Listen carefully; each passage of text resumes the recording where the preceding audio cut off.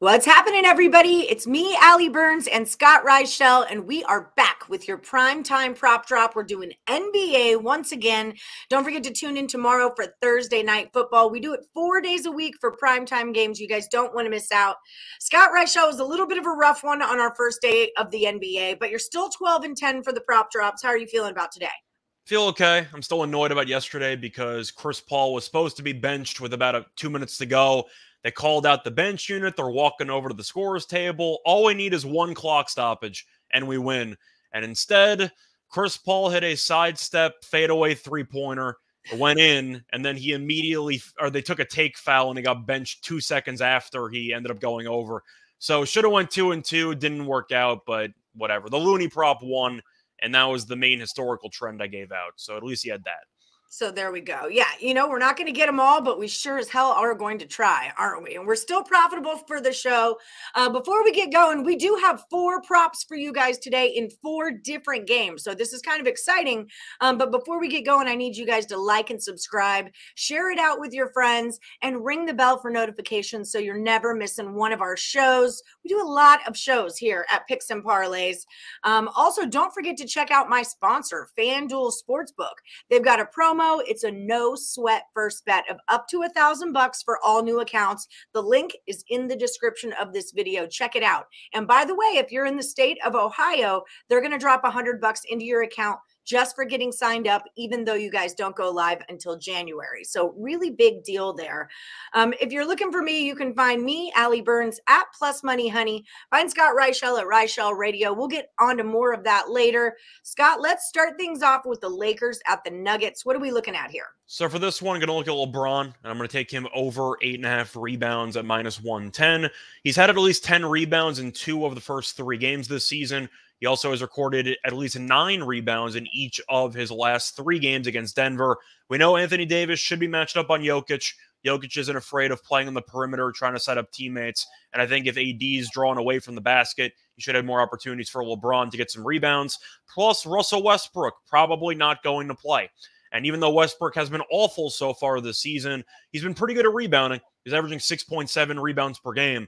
So with him out of the lineup, we know Westbrook's not afraid of trying to pad his stats on the glass. I think that LeBron should have a lot of opportunities. It's mostly involving Anthony Davis being pushed away from the basket guarding Jokic, but I like the over 8.5 rebounds here for LeBron. I like that breakdown. Okay, let's move into the Nets at the Bucks. Talk to me about Ben Simmons. So the main addition for the Nets this offseason or last year, even though he didn't play, was Ben Simmons. And the issue is he's still not great offensively, and he never really looks at the rim because Ben Simmons has scored less than 8 points in each of the first 3 games of this season. He also has fouled out in 2 of the first 3 games. He might have to guard Giannis for a bit tonight, which means he might foul out again. I'm not sure if he's going to be able to stay on the court in this matchup. And besides not shooting that much in general, he's also an awful free throw shooter. So far this season, shooting 42.9% from the free throw line. If you're assuming he's going to end up attempting probably 5 field goals, maybe something like that, that means he has to make basically all 5 while getting no free throw attempts in order to go over. I think this number is just too high. He's basically playing like he's Draymond Green, except he doesn't even attempt 3-pointers. I'm going to go with Simmons under. I think foul trouble could be a serious issue for him in this matchup. But until he shows me anything offensively, I'll keep taking the unders. And so far, they've been cashing every time. Yeah, you guarding Giannis, you better pack a lunch because it is going to be a long day at work. Let's talk Magic at the Cavaliers. So for this one, I'm going to go Jared Allen, a former Net. I'm going to take him double-double at -115. He's been very good at rebounding for his entire career, and he's been good at double-double so far this season. He's had a double-double in 2 out of 3. Plus, he has recorded a double-double in 3 of his last 4 games against Orlando. But you're looking at what Orlando likes to do. They have a lot of big men. Some of them think they can shoot. They're not exactly good at shooting. But I do think that Jared Allen should have a lot of opportunities to perform well on the glass. I see a pretty solid stat line of maybe 15 and 12, something like that. But double-double for a double-double machine at -115, I think it's a good price. I'm going to take it. All right, last one for the show. We're talking the Spurs at the Timberwolves. Yep, so this one we're going to go with Jakob Poeltl, double-double at -120.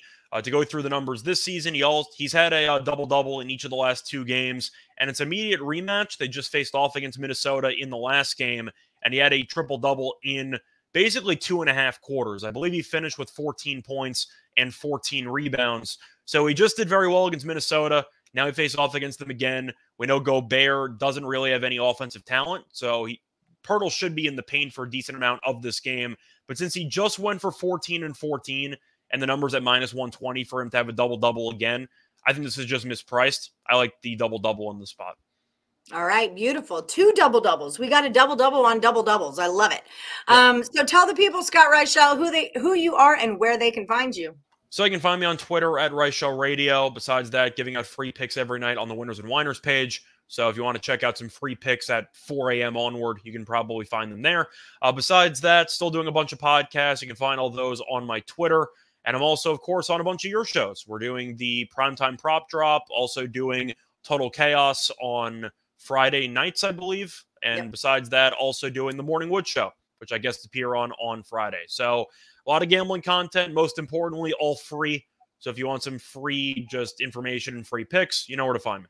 Check out Morning Wood. It's going to start at 1 p.m. Eastern today and every Monday through Friday. Scott Reichel will be there tomorrow on Friday. No, not tomorrow. The next day. 2 days from now. Friday. I've got Hannah Mears and Tim Earl on today. It's a really fun show, so check it out. That's why you've got to like and subscribe. Ring the bell for notifications so you never miss anything that Picks and Parlays is throwing your way.